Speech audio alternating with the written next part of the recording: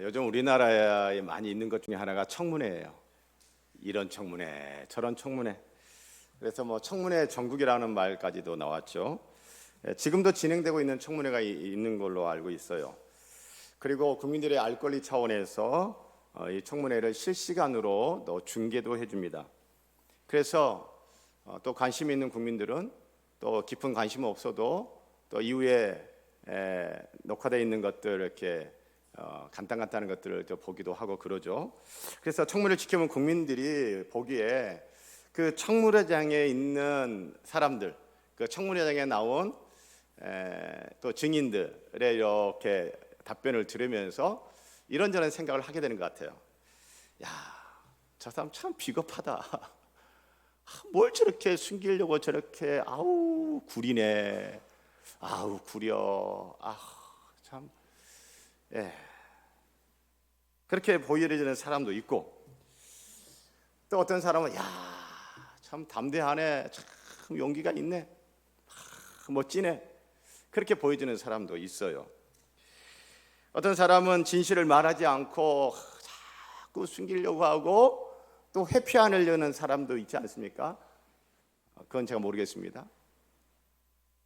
기억나지 않습니다. 그러면서 이제 또 다른 사람들한테 자꾸 넘기죠. 그런가 하면 진실을 있는 그대로 또 말하는 사람도 있어요.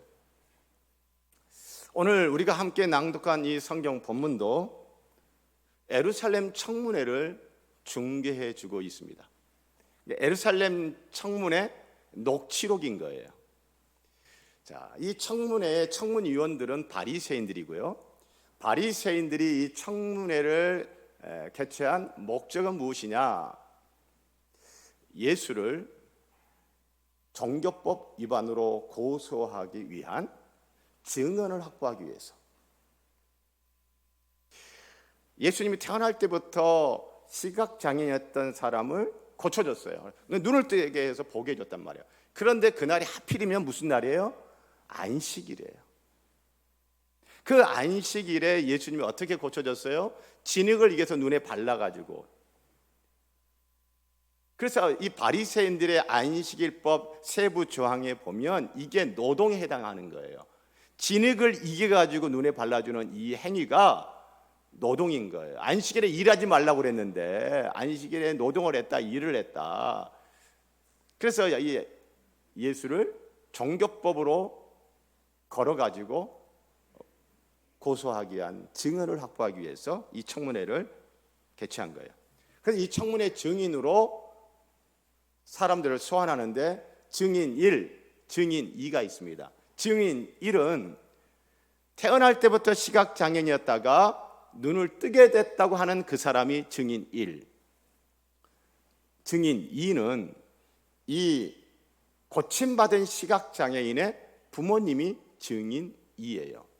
그래서 오늘 본문이 굉장히 길지만 이 청문회는 세 장면으로 나눠집니다. 첫 번째 장면은 15절에서 17절, 청문위원인 바리새인들과 증인 1, 고침받은 시각장애인의 질문 답변, 그리고 18절부터 23절까지가 청문위원인 바리새인들과 증인 2인 부모님들의 질문과 답변.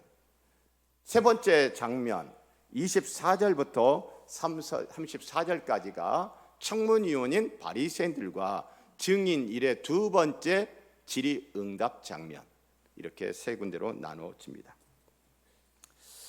자, 이렇게 보면 제가 일부 예배 설교를 할 때는 한 구절 한 구절 쭉 따라갔어요. 그래서 청문회 장면을 재현하듯이 했는데 그렇게 하면 우리 어르신들은 좀 많이 지루해하고 힘드실 것 같아가지고 좀 요약을 하겠습니다. 자, 바리새인들은, 이 청문위원들은 예수를 죄인으로 몰기 위해서 몰아가는 거예요. 그래서 이 바리새인들은 그들의 논리가 있는데 이 논리 3단 논법입니다. 바리새인들의 3단 논법은 무엇이냐 하면 모든 경건한 하나님의 백성은 안식일을 지킨다, 안 지킨다? 지킨다. 예수는 안식일을 지켰다, 안 지켰다? 안 지켰다. 따라서 예수는, 안식일을 범한 예수는 경건한 하나님의 백성이다, 죄인이다? 죄인이다. 자, 바리새인들의 3단 논법. 모든 경건한 하나님의 백성은 안식일을 지킨다. 그런데 예수는 안식일을 지키지 않았다. 그러므로 안식일을 범한 예수는 죄인이다. 딱 이 논법이에요. 그리고 이 고침받은 시각장애인으로부터 예수는 죄인이라는 답을 얻어내기 위하여 질문을 던졌어요. 먼저 이 예수는 죄인이다라고 하는 것을 이미 가이드라인을 제시합니다. 26절에 바리새인 중에 어떤 사람은 말하되 이 사람이 안식일을 지키지 아니하니 하나님께로부터 온 자가 아니다. 가이드라인을 먼저 딱 제시하고 놓고 난 다음에 17절에 너는 그를 어떤 사람이라고 생각하냐? 무슨 답을 해주기를 바라는 거예요? 예수는 죄인이다 라는 답을 해주기를 바라고 질문을 했는데, 어라, 이 고침받은 시각장애인의 답변이 뭐예요? 17절 끝에 보니 대답하되 예수는 선지자입니다. 그러니 청문위원 바리새인들이 헉 한 거예요. 너무 당혹스러워. 안 되겠다. 그래서 증인 2 부릅니다. 부모님들. 이 부모님들을 증인으로 소환한 이유는 뭐냐면,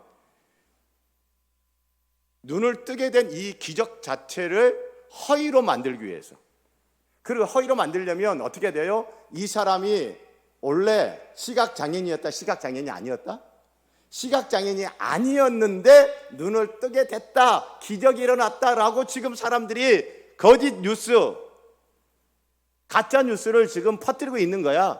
그래서 이 기적은 허위다라고 하는 것을 이제 주장하기 위해서 부모님을 부른 거예요. 그리고 이 두 번째 증인 부모님들에게 질문을 합니다. 이 사람이 네 아들이 맞냐? 그리고 이 아들이 태어날 때부터 시각장애인이었냐? 아니라는 답을 듣고 싶은 거예요. 그런데 이 부모들이 답을 이렇게 합니다. 예, 우리 아들 맞고요. 우리 아들 태어나면서부터 시각장애인이었습니다. 그러니까 이 청문위원 바리새인들이 다시 질문합니다. 그러면 네 아들이 어떻게 해서 보게 됐어? 그러면 이 부모님들이 예수라는 분이 제 아들에게 여차 해가지고 눈을 뜨게 돼서 제 아들이 보게 됐습니다 라고 답을 하면 되는데, 이 부모님들이 그건 잘 모르겠고 우리 아들이 장성한 성인이 되었으니 우리 아들한테 직접 물어보시오 라고 답을 해요. 이렇게 답을 한 이유가 뭐냐면 무서워서. 뭐가 무서운 거예요? 자, 여러분 22절 보면 그 부모가 이렇게 말한 것은 이미 유대인들이 누구든지 예수를 그리스도로 시인하는 자는 출교하기로 결의하였으므로 그들을 무서워합니다. 출교. 자, 이 출교는 당시 이 회당에서 쫓아내는 거예요. 회당에서 쫓아내는 거. 뭐 오늘날로 생각하면 교회에서 쫓아내는 거야. 교회 나오지 마. 교회 출입 금지. 요즘 성도들은 그래? 그럼 뭐 이 교회만 교회냐? 내가 다른 교회 가면 되지. 아마 요즘 성도들은 뭐 그럴 수도 있을 거예요. 요즘 교회에서 사실은 징계를 잘 안 하죠. 수찬 정지, 성찬식 참여하는 거 못하는 거 그거 엄청난 징계거든요. 근데 요즘 그런 징계 안 해요. 왜냐하면 그런 징계가 효력이 있어요, 없어요? 없어요. 성찬식 참여하지 말라고 그러면 뭐 이 교회만 교회야? 그럼 나 다른 교회 가서 성찬식 참여하면 되지 하고 다른 교회 가버려요. 그러니까 효력이 별로 없으니까 성도들이 안 무서워해. 그러니까 이런 징계도 사실은 요즘은 거의 유명무실해졌어요. 사실은 징계가 제대로 시행돼야지 교회가 건강한데. 왜 여러분 자녀들 키워볼 때 여러분 자녀 싫은 소리 안 하고 잔소리 안 하고 체벌 안 하고 징계 안 하고 키워보세요. 그 자식이 어떻게 되는가? 자, 어쨌든 출교. 그래서 단순히 교회 못 나오게 하는 거, 교회 출입 금지하는 거, 교회에서 쫓아내는 거, 단순히 그게 아니에요. 왜냐하면 2000년 전 이 시대의 유대 사회는 어떻습니까? 정치와 종교와 사회와 문화가 하나로 통합된 사회예요. 그래서 이 출교라고 하는 것은 단순히 교회 나오지 마라는 정도가 아니에요. 그 정치, 종교, 사회, 문화가 통합된 사회에서 앞으로 살기 쉽다, 살기 어렵다. 살기 어렵다. 그 사회의 시스템, 보호를 받지 못하고 그 사회 시스템의 바깥으로 쫓겨나는 거예요. 그럼 오늘날 치면 이런 거예요. 여러분 생각해 보세요. 어떤 성도에게 교회에서 성도님 이제 교회 나오지 마세요. 징계 딱 내려요. 그것과 어느 날 회사에 갑자기 당신 내일부터 해고. 여러분 어떤 게 더 충격이에요? 어떤 게 더 무서워요? 직장에서 해고 통보를 받으면 어떻죠? 어떻게 살지? 막막해지죠. 이 출교라고 하는 것은 이제 인생이 막막해지는 거예요. 생존이 위험해지는 거예요. 이제 이 사회에서는 살기가 어려워지는 거예요. 그러니까 이 부모들이 무서운 거예요. 내 아들이 어떻게 눈을 뜨게 되고 고침받게 됐는지 잘 알아요. 잘 아는데 말을 못해. 회피하는 거예요. 무서워서. 오늘날 청문회에서도 무서워서 답을 회피하는 그런 증인들 아마 여러분 많이 눈에 보이지 않습니까? 자, 이렇게 바리새인들이 이 부모님들이라는 이 증인으로부터도 그들이 원하는 답을 얻지 못하자 다시 고침받은 시각장애인을 두 번째 소환합니다. 그게 24절부터 34절까지의 내용이에요. 자, 두 번째 다시 이 고침받은 시각장애인을 소환을 해가지고 가이드라인을 먼저 제시하죠. 어떤 가이드라인이에요? 너는 하나님께 영광을 돌리라. 이게 무슨 말이에요? 예수가 네 눈 뜨게 해준 게 아니고 누가 너의 눈을 뜨게 해준 거야? 하나님이 너의 눈을 뜨게 해주신 거다. 할렐루야. 자, 이제 답을 어떻게 네가 눈을 뜨게 됐어? 그럼 답을 어떻게 해야 된다는 거예요? 하나님이, 여호와 하나님이 내 눈을 뜨게 해줬습니다 라고 답을 하라는 거예요. 그 다음에 또 어떤 가이드라인을 제시합니까? 우리는 이 사람이 죄인인 줄 아노라. 자, 그러니 너도 이제 이 예수를 뭐라고 답을 해야 된다? 하나님께로부터 온 사람이라고 답을 하면 안 되고, 지난번처럼 선지자라고 답을 하면 안 되고, 너 이제 뭐라고 답을 해야 돼? 예수는 죄인이다라고 답을 하라 이거예요. 그러니까 가이드라인을 딱 제시하는 겁니다. 하나님께 영광 돌려. 그리고 예수는 죄인이야. 딱 질문을 던져. 그런데 이 고침받은 시각장애인이 진실한 답을 합니다. 내가 알지 못하는 것은 이것이고 내가 아는 건 이것이다. 아주 심플하게 답을 합니다. 25절. 나는 그가 죄인인지는 알지 못한다. 그러나 내가 아는 것이 있는데 그거는 시각장애인이었던 내가 지금 눈을 떠서 본다는 것이다. 할렐루야. 알지 못하는 것은 이것, 내가 아는 것은 이것. 딱 답을 해요. 그러자 청문위원들이 다시 질문을 하죠. 그러면 예수가 내게 무엇을 했냐, 내게 어떻게 했냐 라고 하니까 이 질문을 받고 고침받은 시각장애인이 이런저런 말을 하니까 또 청문위원들이 하고 엎치락뒤치락 티격태격해요. 그러면서 이제 이 고침받은 시각장애인 증인의 3단 논법이 나옵니다. 그 증인의 3단 논법은 뭐냐면 31절, 32절, 33절에 나와요. 31절. 하나님이 죄인의 말을 듣지 아니하시고 경건하여 그의 뜻대로 행하는 자의 말을 들으시는 줄을 우리가 아나이다. 아멘인가요? 하나님은 죄인의 기도를 들어 응답하십니까? 경건한 사람의 기도를 들어 응답하십니까? 죄인의 기도를 들어 응답하세요? 경건한 자의 기도를 들어 응답하세요? 경건한 자, 바리새인들이 이것에 대해서 노멘이에요, 아멘이에요? 아멘이에요, 아멘. 바리새인 청문위원들이 그가 아냐라고 말할 수 없는 논법, 제1 논리를 딱 제시합니다. 모든 하나님은 경건한 사람의 기도에 응답하신다. 그렇지? 자, 하나님은 예수의 말을 듣고 표적을 행하셨다. 예수의 말을 누가 듣고? 하나님이 듣고 이 표적을 행하셨다. 그러므로 예수는 죄인이 아니고 하나님께로부터 온 사람이다 라고 딱 이 증인이 진술을 하는 거예요. 바리새인들이 이것에 대해서 논박할 수 있어요? 그가 아니다라고 말을 할 수 있어요? 말문이 막히는 거예요. 청문위원 바리새인들이 예수 잡으려고 이 청문회를 열었는데 이 증인에게 아야스절이 못하고 말문이 막히고 다르게 어떻게 할 수 있는 게 없어. 고작 그들이 한다는 게 뭐예요? 할 수 있는 게 뭐예요? 34절 끝에 이에 쫓아내어 보내니라. 자, 여러분 생각해 보세요.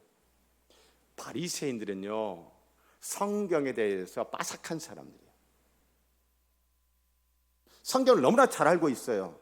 그 성경 말씀대로 살려고 하는 사람들이고, 그러면서 그걸 가지고 다른 사람들도 판단하고 정죄하는 사람이에요.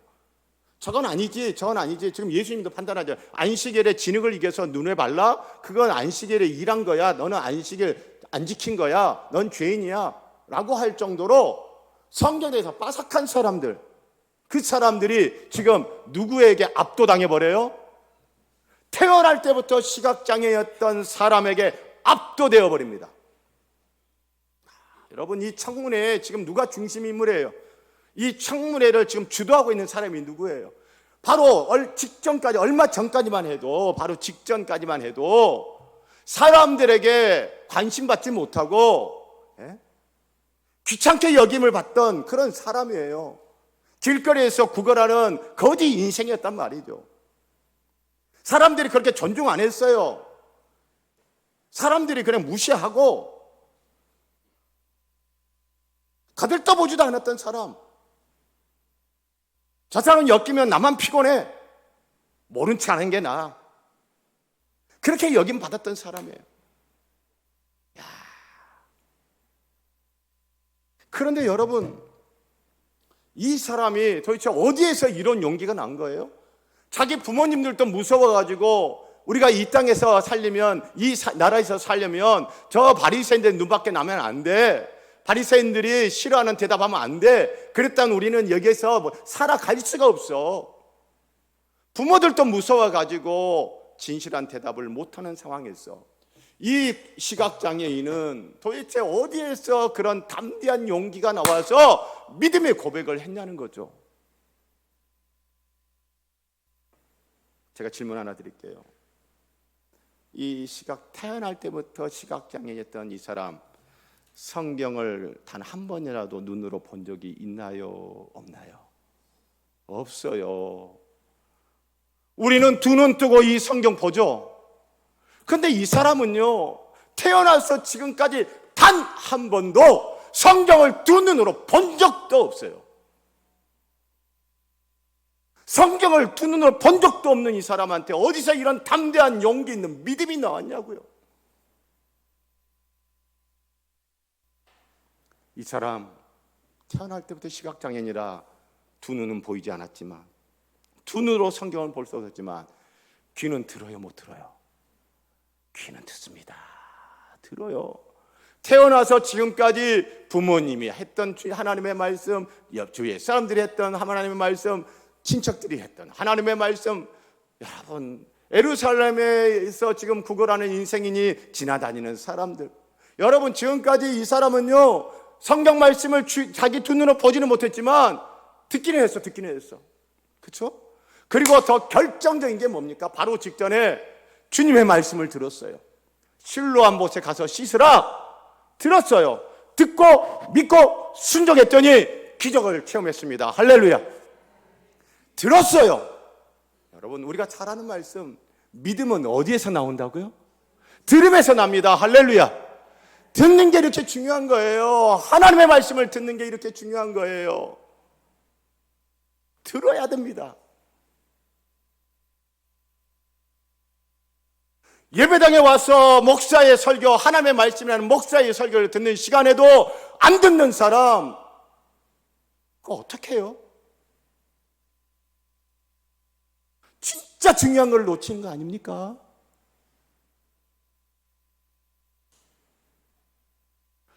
단 한 번도 자기 두 눈으로 성경을 본 적도 없고 하나님의 말씀을 본 적도 없는 사람이 듣기만 했는데도, 사랑하는 성도 여러분, 믿음은 들음에서 납니다. 믿음은 하나님의 말씀을 들음에서 납니다. 우리 주의 말씀 잘 들었으면 좋겠습니다. 제가 우리 일청년부 소그룹 리더들하고 지금 매주 하고 있는 것 중에 하나가 성경 낭독이에요. 올, 화, 수, 목, 금, 토, 요일 담당해가지고 서너 구절, 대여섯 구절 낭독한 거 녹음해 가지고 단톡방에 올려요. 여러분, 성경을 내가 낭독하면 누가 제일 먼저 듣는다고요? 내가 제일 먼저 듣는 거예요. 이 기본이에요, 기본. 별거 아닌 것 같죠? 하나님의 말씀을 듣는 게 별거 아닌 것 같죠? 별겁니다. 엄청난 별겁니다. 아주 뛰어난 특별한 겁니다. 할렐루야. 자, 그리고 또 하나 질문 드릴게요. 이 사람 눈 뜨고 고침받게 되어지고 청문회에 불려가가지고 참 어려움을 겪고 있잖아요. 그런데도 담대한 용기를 가지고 믿음의 고백을 하지 않습니까? 그런데 이 사람 예수님을 본 적이 있어요, 없어요? 없어요. 실로암 못에 가서 씻고 난 다음에 눈이 뜨게 됐지만 그 다음에 예수님 봤어요? 못 봤어요. 그러니까 이 사람은요, 예수님을 본 적도 없어. 어떤 사람은요, 하나님 보여달라고, 예수님 보여달라고, 그럼 내가 믿겠다고. 여러분, 본다고 믿는 게 아니에요. 보는 것보다 더 중요한 게 뭐라고요? 들음입니다. 할렐루야. 이 사람 예수님 본 적 없어요. 단 한 번도 예수님 본 적 없지만 듣기만 하고 들은 말씀에 순종했더니 기적을 체험하고 은혜를 체험하고 복을 받고 구원을 받았습니다. 할렐루야. 듣고 믿고 순종하니 이런 위대한 믿음의 사람이 되었던 것이죠. 이 사람은요, 35절에 가서야 예수님을 봐요. 예수께서 그들이 그 사람을 쫓아냈다는 말을 들으셨더니 그를 만나사 이르시되, 35절 가서야 그때서 예수님을 봅니다. 사랑하는 성도 여러분, 우리 주의 말씀 잘 들었으면 좋겠습니다. 하나님의 말씀 잘 들었으면 좋겠습니다. 내 귀에, 내 심령에 하나님의 말씀 자주 들려졌으면 좋겠습니다. 매일 여러분 성경을 소리내어 낭독하시면 돼요. 여러분 구역 모임, 여러분의 소그룹, 여러분의 전도회 다 좋습니다. 여러분 이런 낭독을 서로 격려하시고 하세요. 그러면 내가 낭독한 성경을 녹음해가지고 카톡에 올리면요, 다른 성도들이 그 하나님의 말씀을 듣게 되어져요. 듣는 거 가장 기본이에요. 사랑하는 성도 여러분, 저는 이 태어나면서부터 시각장애인 이 사람의 이 믿음을 보면서 제가 큰 도전을 받았던 게 뭐냐면, 이 사람 배움도 짧아요. 가진 것도 없어요. 사람들한테 인정도 못 받던 사람이에요. 그런데 예수님의 말씀 듣고 실로암 못에 가서 씻으라, 그 주님의 말씀에 순종하기가 굉장히 힘들었지만 순종했어요. 그랬더니 기적을 체험하고 구원을 체험하고 대단한 엄청난 믿음의 사람이 되지 않았습니까? 이거구나. 사랑하는 성도 여러분, 단 한마디 주의 말씀이라도 듣고 믿고 순종해 보시길 바랍니다. 왜 우리가 교회를 오래 다니면서도 그렇게 믿음이 그냥 그러냐? 이 사람 생각해 보면 알아요. 내가 단 한 번이라도, 단 한 구절의 말씀이라도 듣고 믿고 순종했던 건 있는가? 그랬다면 우리는 기적을 체험했을 거예요. 그랬다면 우리는 은혜를 받았을 거예요. 그랬다면 우리는 구원을 경험했을 것입니다. 할렐루야. 그러면 믿음이 생겼죠.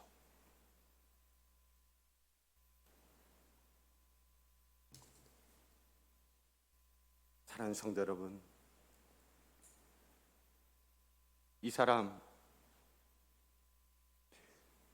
주의 말씀을 듣고 믿고 순종해서 은혜를, 구원을 받았는데, 기적을 체험했는데, 그 다음에 어떻게 됐어요? 청문회 불려가가지고 이 고난을 겪습니다. 그리고는 쫓겨납니다.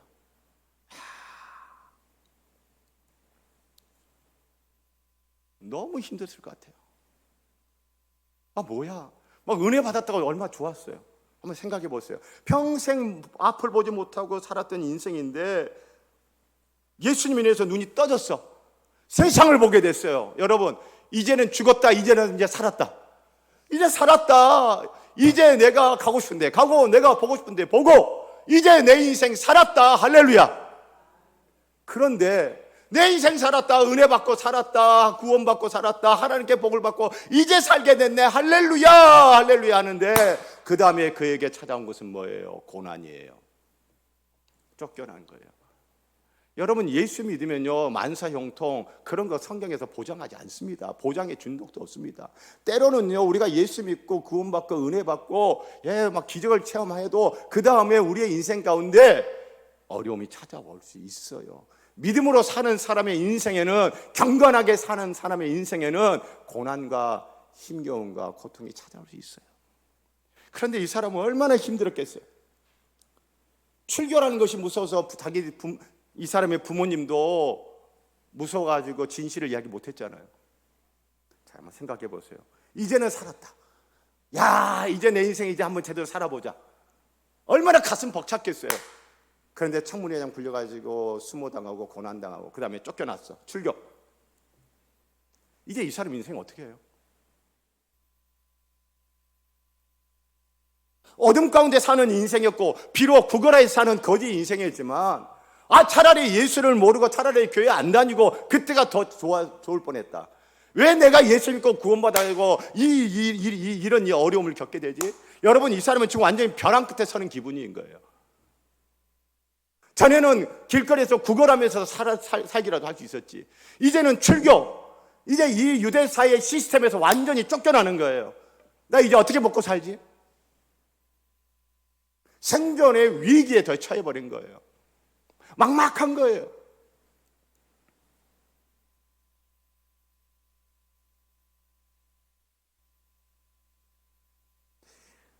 사랑하는 성도 여러분, 이때 이 사람 믿음이 있습니까? 지금 믿음이 없습니까? 지금 이 사람 믿음이 있어요, 없어요? 믿음이 있어요. 믿음이 있어요.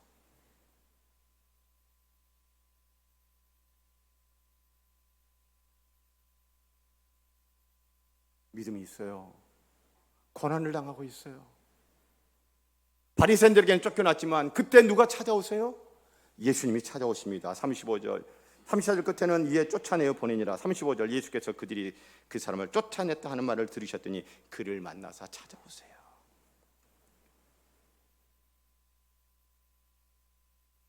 저 이걸 보면서 예수님 좀 일찍 좀 찾아와 주시지. 이 사람이 청문회장에서 혼자예요? 아니면 옆에 좀 누가 이렇게 편들어준 사람이 있어요? 편들어준 사람 아무도 없어. 혼자예요, 혼자. 거대한 벽 앞에서, 거대한 그 세력 앞에서, 이 사회에서, 이 세상에서 내가 살 수 있는 생사 여탈권을 가지고 있는 그 강력한 권력 앞에서 아무도 자기 편 안 들어주고 부모님도 자기 편 안 들어주고 홀홀 단신, 나 혼자. 그때 예수님이 좀 찾아와 주세요. 내 편 들어줬으면 얼마나 좋았을까 싶은데 그때 예수님이 안 찾아오셨어요. 사랑하는 성도 여러분, 우리 믿음의 여정 가운데 이런 때가 있는 것 같아요. 내가 너무너무 힘든데 지금 찾아와 주시면 얼마나 좋을까? 주님이 지금 와주셔서 날 도와주면 얼마나 좋을까 싶을 때 있는데 그때 주님이 안 찾아와 주시고 그냥 나 혼자 내버려 두는 것 같은 그런 힘겨운 때가 보면 있더라고요. 사랑하는 성도 여러분, 내가 원하는 때가 아니라 주님이 이렇게 보시면서 내게 가장 좋은 때에 주님은 찾아오십니다. 그럼 그걸 믿으셔야 돼요. 믿음으로 살면서 고난 겪고 그러면서 견디고 버티고 있는 믿음의 사람, 우리 주님은 결코 외면하지 아니하시고 가장 좋은 때, 가장 적절한 때에 주님은 반드시 찾아와 오셔서 위로하시고 격려하시고 붙잡아 주실 것입니다. 할렐루야. 저는 욥기가 생각났어요. 욥기가 42장이라는 긴 책인데요, 욥이 말로 다 할 수 없는 재앙을 겪고 고통을 겪잖아요. 그리고 그 세 친구들이 와가지고 야 욥 너 네가 뭔가 죄를 범했기 때문에 이런 재앙을 당하는 거야. 네가 뭔가 죄를 범했기 때문에 이런 고통을 당하는 거야. 그래 빨리 회개해라 라고 하는데 그게 아닌 거예요. 그 긴 시간 동안 욥 혼자예요. 부인도 자기 아내도 당신 하나님 저주하라 라고 할 정도예요. 친구들도 와가지고 자기 마음 알아주지 않아. 같이 아파하는 게 아니라 혼자 이 욥. 그 고통 가운데 있으면서 자기의 피부를 긁긁긁 긁으면서 자기의 태어난 날을 내가 태어나지 않았다면 얼마나 좋았을까 할 정도로 그렇게 힘겨운 인생을 살면 그때 좀 주님이 와주시면 얼마나 좋아요. 그런데 혼자 42장에 가서야 하나님이 욥에게 찾아오십니다. 그때 욥이 이렇게 고백하죠. 욥기 42장 5절. 내가 죽게 대하여 귀로 듣기만 하였사오나 이제는 눈으로 주를 배움나이다. 아멘. 이 욥 예전에 믿음 없었어요? 믿음이 있었어요. 믿음 너무 좋아서 고난당했어. 고난당하면서 믿음 저버렸어요? 아니요, 믿음을 붙잡고 있었어요. 이해되지 않는 상황에서 견디고 믿음으로 붙잡고 있었어요. 근데 혼자였어. 얼마나 힘들었을까 그 오랜 시간 동안. 그러나 나중에 가장 적절한 때에 주님이 찾아오셨어요.